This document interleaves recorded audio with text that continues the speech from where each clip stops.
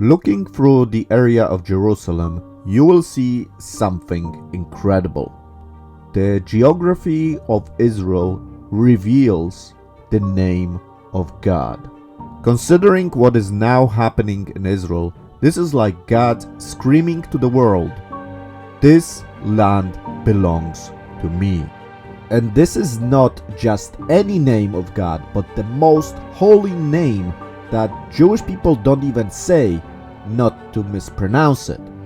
Now, if this appeared in a random place, it would still be incredible because it's Israel.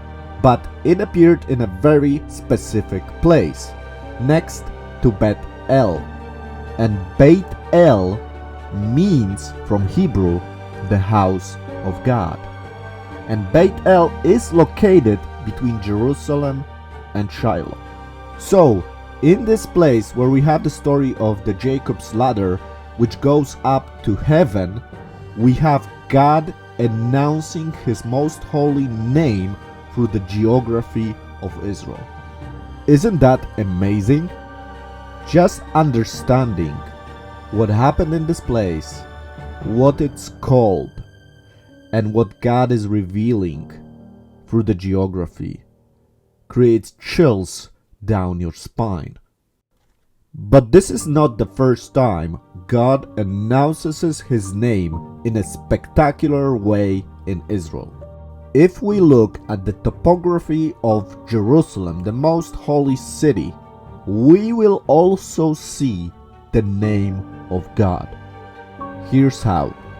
The three main valleys in Jerusalem form the Hebrew letter Shin.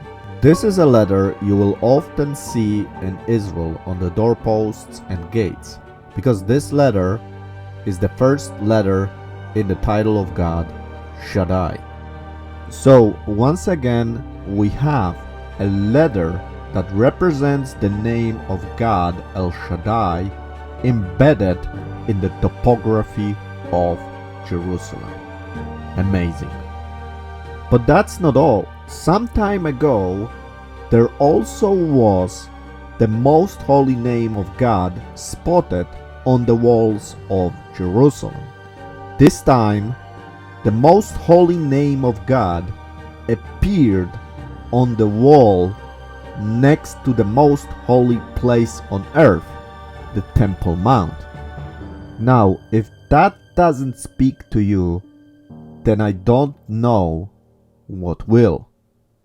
God is clearly saying to the whole world, this place belongs to me, and I will decide what will happen with it.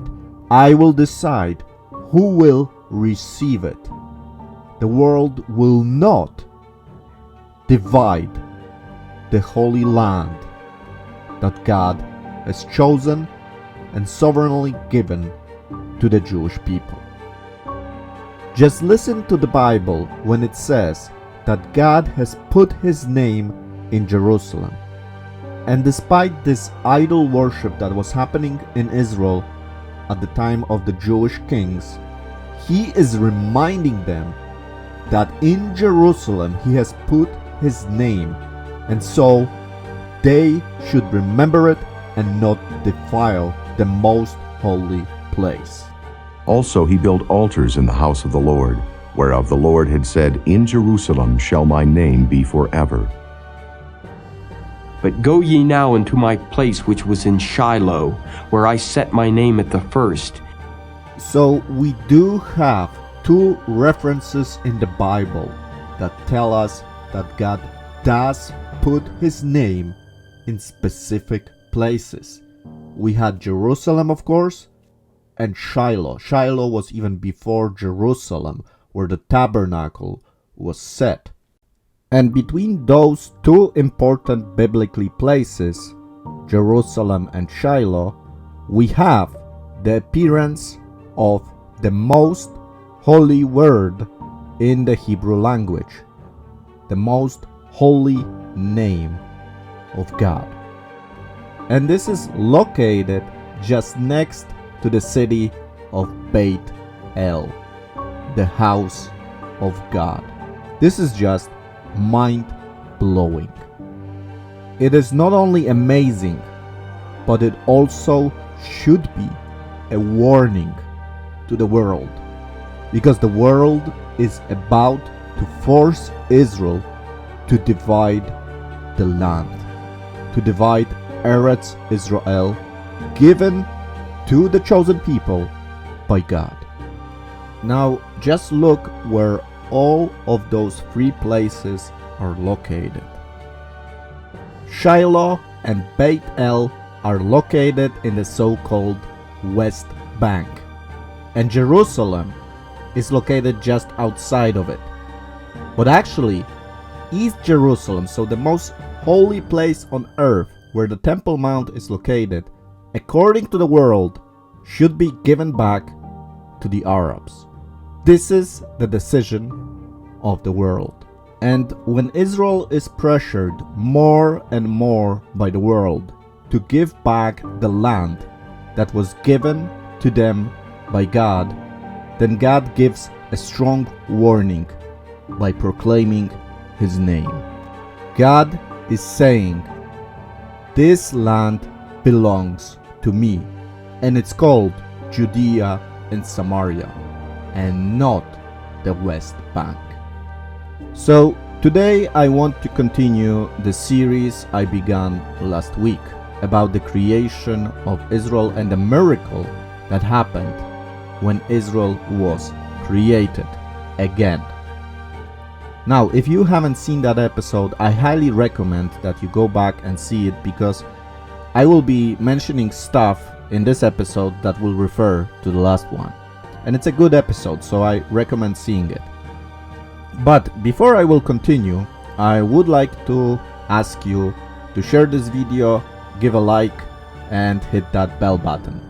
This small action doesn't require much from you, but it is a tremendous help for me and the video to reach more people. So if you think this is important, please share this video. With that out of the way, let's begin our new episode. The 20th century changed the balance of power in Europe. The countries of Central Europe and the Ottoman Empire saw the 20th century as an opportunity to expand their power. And the means by which they decided it will happen was war. The price of this horrible war was 40 million deaths. The alliance of the German and Ottoman Empire failed, and their empires disintegrated. Those changes were also essential for the creation of Israel in the Holy Land after 2000 years. The British troops defeated the Ottoman army, and on the 11th of December 1917, the British General Allenby with his troops entered Jerusalem. Now, there is a funny story about how this happened. You see, everybody was waiting for this glorious moment. You have to realize that since the Crusaders, no Christian force was in Jerusalem. Everybody was very excited, and the city of Jerusalem was also waiting just inside the old city next to the Jaffa Gate. The cook of the British army entered first, and as he entered the old city, everybody thought it's General Allenby, so orchestra started playing music, the mayor was getting ready to give the keys, but then they found out it's the cook. And as everybody looked at the cook asked, I'm sorry to interrupt, I just wanted to know if we have eggs for the general.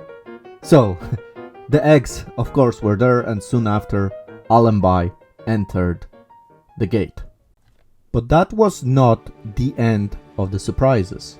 Allenby was approaching the gate on his horse, and everybody thought he's gonna come as a great victor, you know, in the style of Alexander the Great, of Pompey, something like that. But then something very unexpected happens. The general gets down from his horse and starts walking. This was very unexpected. Everybody started looking at him. What is he doing? Why? This is not according to the plan. Later on, when he was asked why he did that, he said, "How can I come on a horse when my master came on a donkey?" Quite incredible. And those were exciting times for the Christian world when, once again, Christians were ruling the Holy City. The English newspapers were reporting this as a Christmas gift because Christmas was just about to happen. But to understand what happens next, we actually need to go back in time before World War I. Allow me to introduce you to Chaim Weizmann, another Jewish man that had a tremendous impact on the creation of Israel. Mr. Weizmann was a British man and the world's famous chemist. He invented acetone, which became an essential component of the smokeless powder, which helped the British Empire to win the war. Mr. Weizmann's impact on the creation of Israel is best illustrated by his interaction with Arthur Balfour, a representative of the right-wing party in Britain. Mr. Balfour, at the beginning of his political career, was not very sympathetic towards the Jews. He could be even called an anti-Semite, but at that time it was quite popular. Only later in his career he started supporting the idea of the creation of the nation of Israel. Of course, he's best well known for the Balfour Declaration, of which we will talk later. So Lord Balfour didn't have a lot of love for the Jewish people in the beginning, but he wanted to somehow manage this Jewish vote that was important for the Conservative Party. And at that time, the British came up with this excellent idea of creating a space for the Jewish people in Uganda, in Africa. And at that time, Lord Balfour said to Chaim Weizmann, "Well, look, we have this colony, we have many colonies, so we can give you one. It's not the best, but look at Israel right now. It's also not looking good. So you have swamps there, but eventually you will be able to transform that, create something, and it will be nice. It's warm there, like in Israel. So, you should take it, because there's nothing else we can offer you." And then Chaim Weizmann said, "With all due respect, Mr. Balfour, but this is unacceptable. Imagine, it's something like somebody would say to you, 'We'll give you Paris instead of London.'" Mr. Balfour looked at him and said, "But it's not the same. We have London." And then Weizmann said, "Well, it's not our fault that in London you had pigs running in the fields when we had our kingdom in the land of Israel." What is interesting that 10 years after that, in 1917, the same person, Mr. Balfour, no longer an anti-Semite, signs the so-called Balfour Declaration. At that time, Mr. Balfour is already the Foreign Minister of Great Britain, and this document makes his name famous forever. And this is also 2000 years since a major power in the world acknowledges the right of the Jewish people to have a home. This is huge. Of course, the British were quite smart, because a home for the Jewish people, as it is written in this document, can mean many things. It doesn't necessarily have to mean the state of Israel. they are very crafty in creating documents and then working around them. They know what words to use. Nevertheless, this was something, and this gave hope to the Jewish people. And remember what happens. A few months later, the British enter Jerusalem and they start ruling the Holy Land. Perfect timing, isn't it? After World War I, the whole Near East is under the control of the British and the French, the ones that won World War I. Because the British ruled the territory that today is Israel, they were in power, in the position of giving this land to whoever they wished. And it looked like this is great for the Jewish people. But then the British changed their mind. But before I will continue, I would like to thank everybody who's supporting the channel through Patreon. You guys are the best, and thanks to you, I can create all those wonderful videos for you. Through your trust, I do not need to worry about YouTube's algorithm, but can focus more on what is important. Also, thank you everybody who's supporting the channel through YouTube. Of course, YouTube is taking most of the money that you are supporting. So I would ask you to consider moving your support from YouTube to Patreon. Patreon has a much more generous politics as to distributing the funds. So if you can, please consider moving from YouTube to Patreon. So if you would like to support my work, the channel, the best way to do it is through Patreon. I will leave a link in the description of this video for you to easily access that webpage. And you know, I'm doing everything myself. All the maps you see, all the edits, this is all done by me. And it takes a lot of times. I make the 3D models that you can enjoy all myself.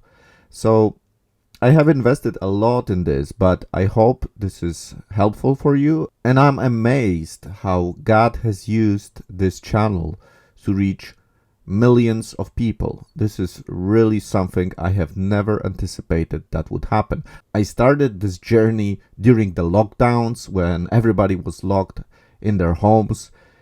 And God has used this ministry in a tremendous way. So all the glory be to Him. I have never imagined this would grow so much.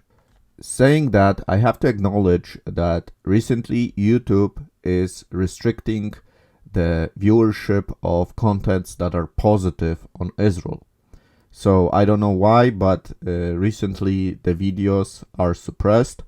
And that's why it's so important that this support, this individual support continues, because this is a way for me to actually function. So once again, thank you again, and let's get back to the material. So we did discuss the influence of Chaim Weizmann on the ruling class in England. Because he was a genius chemist, he provided a lot of value for the Great Britain, and he used this value of his to influence the leaders of Great Britain. A person who he also influenced was the Prime Minister of Great Britain, Lloyd George. Mr. George was raised on the Bible, and the things of the Bible were very dear to him. And Weizmann quickly saw that and started to talk with George in a very particular way. Instead of talking about the politics, about the land of Palestine, he switched to using biblical terms. He was telling the stories of Rebecca, of Abraham, of all the cities in biblical Israel, Shechem, Jerusalem, Hebron. So he was using all those biblical terms, and he was seeing an emotional reaction from George Lloyd, for whom all those terms were very important and very dear to his heart. I think the best way to illustrate how this love towards Israel grew in the heart of George Lloyd is by one story. The day the war ended, Weizmann was supposed to meet Lloyd in his office. And the meeting was being delayed. Weizmann didn't know what's happening, so he patiently waited. Finally, George invited Weizmann to his office, and Weizmann sees that Lloyd's face is all covered with tears. He was reading the Psalms all morning. And then he said to Weizmann, out of all this evil of this World War I, the only good thing that happened was a way for Israel to be created. So, to sum up, after World War I, things were finally looking positive for the Jewish people. Since the 1st century AD, the Jewish people were all over the world. There wasn't really a country, a region in the world where the Jewish people were not present. And we did talk in my last episode how this was prophesied by God, that He will scatter them all over the world. Now, in the 19th and 20th century, we are finally seeing the return of the Jewish people to the Holy Land, which again was prophesied by God that it will happen even before they entered the land for the first time. And after World War I, it is much easier for the Jewish people to return to the land, thanks to the Balfour Declaration we talked about, and thanks to the favor in general of the British Empire. So after World War I, the Jews took advantage of this favor and started returning to the Holy Land. And during this time, we had several of those aliyahs. Aliyah means going up, because when you return to Jerusalem, Jerusalem is located on mountains, so you have to go up. And this is the period when the population of the land of Israel increased significantly. As we discussed during the Ottoman Empire, this was a desert, nobody lived there really. There was a high tax on trees, so nobody wanted to live there because it was a desert. But as the Jews started coming to this region, the economy of this place was also growing because people were building houses, people were employing workers. Also, the Arabs started migrating to this place because they found jobs there and there was hope in this region, finally. And as this region became more and more attractive, more and more Arabs started saying, why should we give this to the Jews? We should take it, it's our. And this is really when the favor of Great Britain started to end, because British were very concerned with the Arab nations that were much larger of a population than the Jewish people, and they had oil. But this is a story we will cover in my next episode. In this episode, we discussed the events of World War I and what happened after that Great War. And in the next episode, we'll talk about the events of the Second World War, which was a tremendous event for the Jewish people. Many things happened in that period that are crucial for the story of Israel. So make sure you sign up to my channel to see that, to be informed when the new episode comes out. And just to comment on what I said in the beginning, when the name of God is appearing at Beit El, it's visible in Jerusalem, it's visible in Israel. When this is happening and the world says, we need to divide this land, God is not happy. Israel is pressured more and more to divide this land. But guess what? Even when all the nations will go against Israel, God will not abandon His nation, because He has sworn on His name that the name of Israel will never be wiped out. Thank you so much for your attention. I wish you all the best. Shalom.